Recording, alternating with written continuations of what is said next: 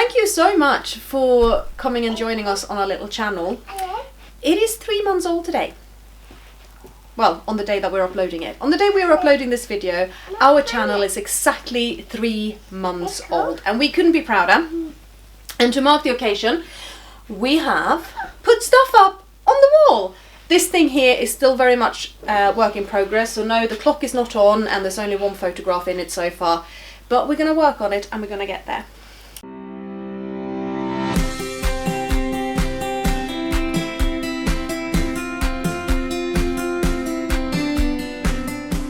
When Elin got her first loose tooth, that did cause me some sleepless nights. We have a non-verbal child who grinds her teeth and chokes on stuff. I went to a dentist for some advice, and I'm gonna tell you the story of Elin losing her first tooth and the kinds of things you can do if you're the parent of a cerebral palsy child and you have similar worries that I did. I noticed a couple of days ago that one of Elin's bottom front teeth was no longer in perfect alignment. She's got really nicely aligned teeth. But this one, you can see, is out of alignment because... God, she bites, by the way. She bites really badly, so this is not easy. It is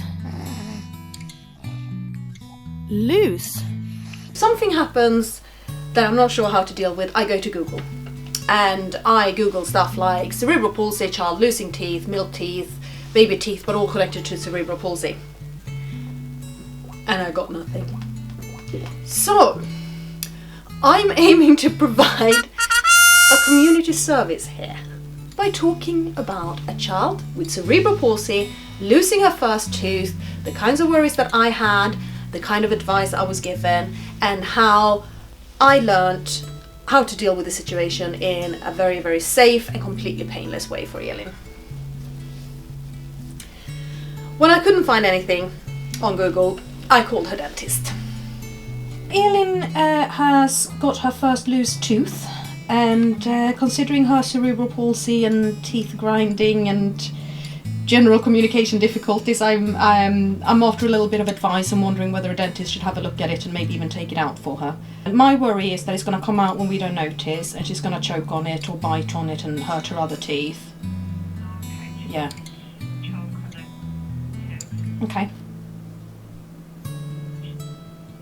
Because she's, you know, yes, she's got cerebral palsy, she's non-verbal, severe global delay, teeth grinding. Yeah. Now, if she was a neurotypical child, I wouldn't worry about it, but...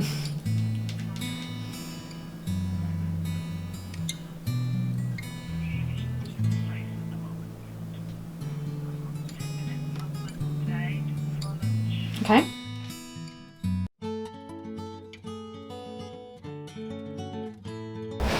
We have arrived at the dentist.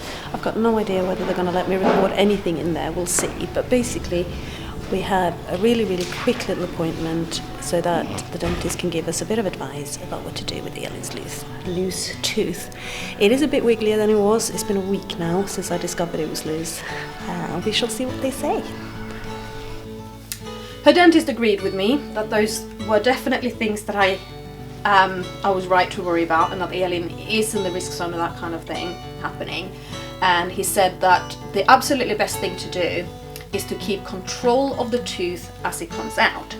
But do not try to pull it in a way that you're actually forcing it out.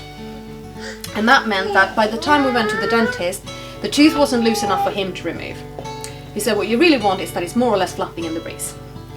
And if it's more or less flapping in the breeze and you can call us and come in that day or the next day, then we can remove it. But to be honest with you, at that stage, you can probably remove it yourself. And of course that stage happened over the Easter weekend.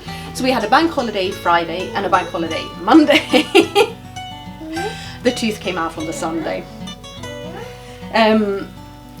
So on the Sunday, Elin's carer pointed out that she was bleeding around the tooth.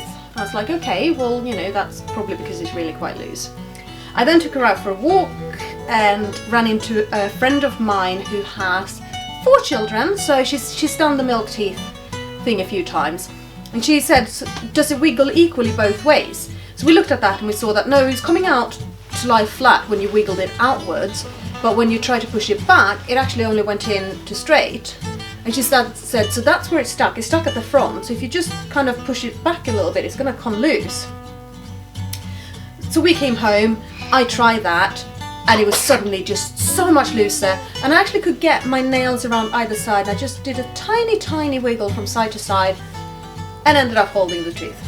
But of course, my absolutely most important piece of advice in this situation is call 911, I'm being strangled. Call your child's dentist. They will be able to give you direct advice what to do with your child, which is always best. But no, I'm not worried anymore. We are going to come back to Elin's dentist in a couple of months. He wants to see how the new tooth is coming along. He wants to check if any other teeth have become loose. And he also told me that she's going to start growing the last molars around this age as well. But she's very proud of herself, having lost her first tooth.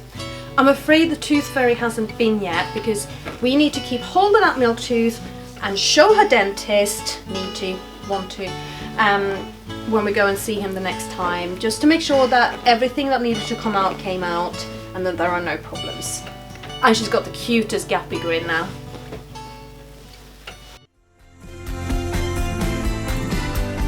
Thank you so much for watching. What kind of thing worries you about your child losing their first milk tooth? Let me know in the comments below. Hit like if you thought this was beneficial. And as always, if you're not a subscriber already, please hit subscribe.